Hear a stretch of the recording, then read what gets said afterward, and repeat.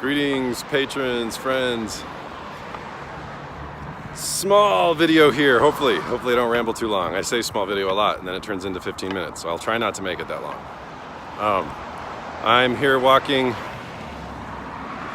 near Colorado Boulevard, Yale, in Colorado, in Denver, in the just chaos of high-speed traffic, exhaust pipes, noise, parking lots, strip malls. Some of the things that make me cringe about the condition we find a lot of our environments in our time. So violent and devastating for human connection. And that's for another video, or for different videos, but it's still connected. I just gotten out of a craft store and I was buying some hemp rope for some of the necklaces and things that I make and that I want to give out to people. And young woman, probably late 20s, mid 20s, homeless, in transition, has been here 2 weeks, from Chicago. Because I was by foot, because I have a walking stick, these are little things, but because I'm moving in this way, and I'm not in a rush, and let the helicopter pass, y'all. Let me just show you this really quick. Just look at this sidewalk. I'm telling you, like, the violence of these environments, and then there's nothing on the other, well, there's hardly something on the other side. But this is just, yes, there is a sidewalk, so it's a little better than not having one, but the sheer relationship to what pedestrians face, older adults, kids, it just drives me crazy. Okay, so this young woman just outside of the craft store, the availability of going by foot to people who are living, moving, breathing, surviving in between our homes, our automobiles, our offices.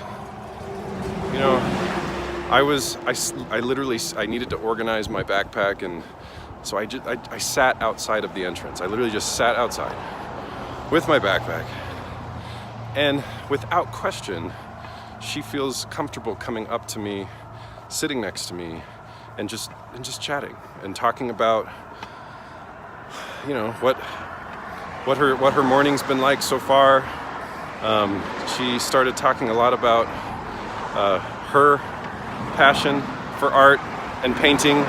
She has a couple paint brushes in her backpack and one small bottle of glitter paint that she found. She went into the framing store that was just next door, and her excitement was to just go in and say, hey, do you have any scrap pieces of wood or framing that I can paint on today? And they gave her this beautiful piece of scrap wood, smooth. It's definitely a scrap piece. It's something so many people would just toss in an alley without thinking. And it was pure joy as she came out holding this piece of scrap material. Hold on, just gonna cross here.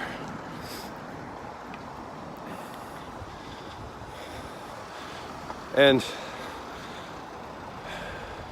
I don't know, there might have been an assumption that I was homeless as well. She asked where I was camping tonight, if I wanted to go with her.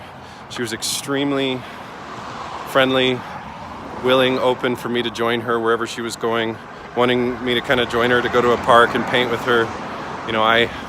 I'm en route to Alameda and Havana. I've got some things to do in Aurora. But our conversation was, it just kept going. We hung out next to an abandoned building, just a couple doors down from where she got the piece of framing.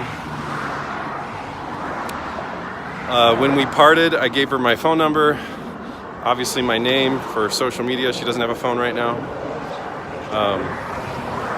And we just had a really good exchange. It was beautiful.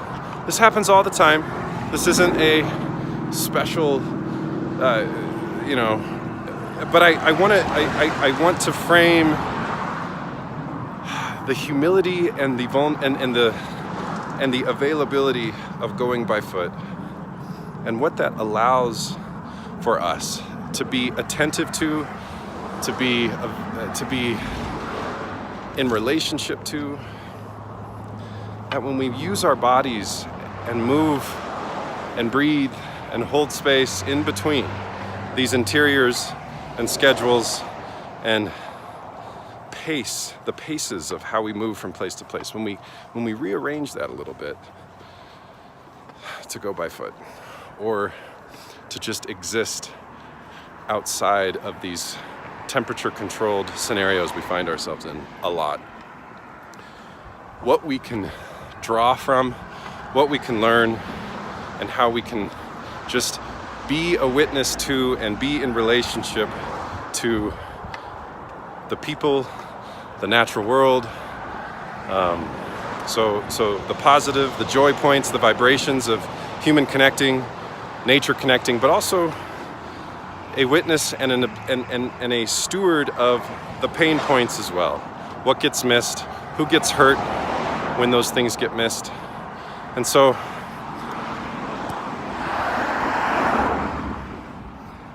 these kinds of environments, you know, there's a lot of different layers to this, but these kinds of environments make it really difficult for us to engage and connect and to witness and to be in relationship with people in the natural world. So it takes a little bit of grit, takes a little bit of risk to move more intentionally, and to not just move. We're not just moving to the destination in a certain kind of way where we're gridlocked and closed.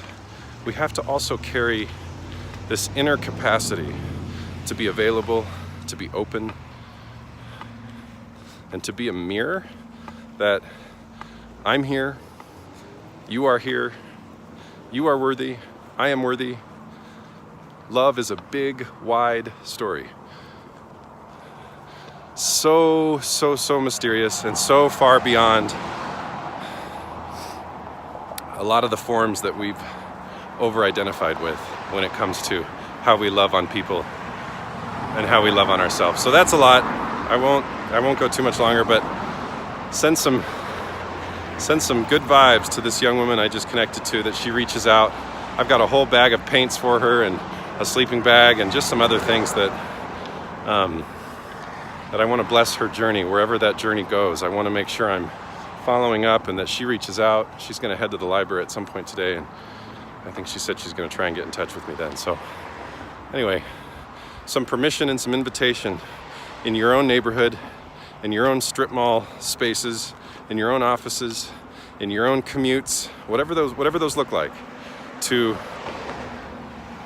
give a little more time, 15, 20 minutes, an hour, a couple hours, to moving at an unhurried pace and being more available to who might cross your path. So, peace, friends.